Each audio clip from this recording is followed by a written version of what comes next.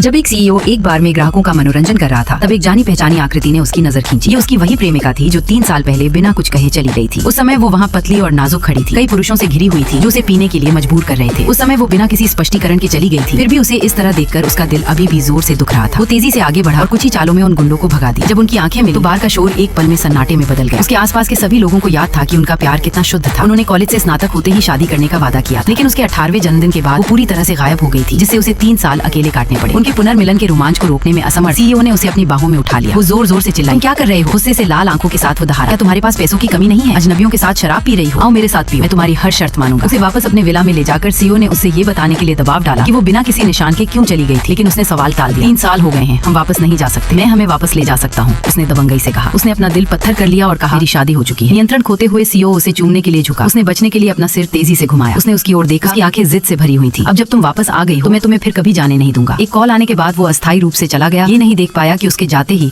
उसने अपना दिखावा छोड़ दिया और फूट फूट कर रोने लगी। ये 3 साल उसके लिए भी कम कष्टदायक नहीं रहे थे। उस समय सीईओ के पिता ने जाली तस्वीरों के साथ उसके परिवार से मुलाकात की थी और उस पर गलत आरोप लगाए थे। उन्होंने ये झूठ भी बोला था कि सीईओ की सगाई पहले से ही उसी के बराबर की सामाजिक स्थिति वाली महिला से हो चुकी है। उसकी माँ, जो पहले से ही गंभीर रूप से बीमार थी, इस आरोप से टूट गई और कुछ दिनों बाद उनका निधन हो गया। उनके कुछ समय बाद ही उसके पिता की भी दुख के कारण मृत्यु हो गई थी। हताश होकर उसके पास बिना एक शब्द कहे जाने के अलावा कोई विकल्प नहीं था। पिछले 3 सालों में उसने अथक परिश्रम किया था, सिर्फ ये साबित करने के लिए शोध किया था कि वे तस्वीरें नकली थी। इससे पहले उन गुंडों ने वो अंगूठी ले ली थी जो सीईओ ने उसे तब दी थी। वो केवल अपनी प्यारी निशानी वापस पाने के लिए उनके साथ पीने को तैयार हुई थी। उसने इस पल में उससे मिलने की कभी उम्मीद नहीं की थी। दूसरी ओर सीईओ ने उन गुंडों का पता लगा लिया। उनसे सच उगलवाने के बाद उसने बिना किसी हिचकिचाहट के उनकी उन उंगलियों को कुचल दिया जिनसे उन्होंने उसे छुआ था। अब से कोई भी उसे फिर कभी चोट नहीं पहुंचा पाएगा। अगली सुबह लड़की सीईओ के बेडरूम में सोकर उठी। बेडसाइड टेबल पर उनकी कॉलेज की फोटो देखकर उसकी नाक फड़क उठी। अब वो एक शक्तिशाली सीईओ था और उसके पास रहने का अधिकार भी नहीं था। जैसे ही वो कमरे से बाहर निकली, उसका सामना एक महिला और एक बच्चे से हुआ। उसने तुरंत उस महिला को सीईओ की पूर्व मंगेतर के रूप में पहचान लिया। पता चला कि उनका पहले से ही एक बच्चा था। ऐसा लग रहा था कि वे कभी एक होने के लिए नहीं बने थे। तभी उसके सीनियर का फोन आया कि वो जिस टेक कॉन्फ्रेंस का इंतजार कर रही थी, वो उसी दोपहर को आयोजित की जाएगी। वो तुरंत वहाँ पहुंची। वहाँ दिखाई गई एआई तकनीक ने उसे एक नया विचार दिया, लेकिन वो अभी भी उस समय की जाली तस्वीरों में कोई खामी नहीं ढूंढ पाई थी। कॉन्फ्रेंस के बाद उसने तकनीकी कंपनी के मालिक को तकनीकी सवाल पूछने के लिए रोका, लेकिन उसने उसे गंदी नजरों से देखा और हाथ मिलाने के बहाने उसका फायदा उठाने की कोशिश की। उसने अपना हाथ पीछे खींच लिया और जाना चाहा, लेकिन बॉडीगार्ड्स ने उसे रोक लिया। उस नाजुक मोड़ पर सीईओ भगवान की तरह प्रकट हुआ। उसे देखकर मालिक ने तुरंत चापलूसी भरी मुस्कान बिखेरी और उसे फंसाने की कोशिश की। ये महिला धोखेबाज है, इसके झांसे में मत आना। सीईओ का चेहरा तुरंत काला पड़ गया। ये वो महिला है जिसका मैं सालों से पीछा कर रहा हूं। काश वो मेरी पत्नी होती। मालिक डर से पीला पड़ गया, ये महसूस करते हुए कि उसने गलत व्यक्ति से पंगा ले लिया है। सीईओ ने अपने आदमियों को उसे घसीट कर ले जाने का आदेश दिया। फिर धीरे से लड़की को उठाकर कार में बिठाया और उसे सांत्वना देने के लिए अपनी बाहों में पकड़ लिया। लेकिन लड़की केवल उस महिला और बच्चे के बारे में सोच पा रही थी जिसे उसने सुबह देखा था। हमारा बहुत पहले ब्रेकअप हो चुका है, कृपया दूरी बनाए रखें। तुम निर्दयी महिला, मेरा इस्तेमाल करके फिर मुझे छोड़ रही हो। सीईओ हताश था।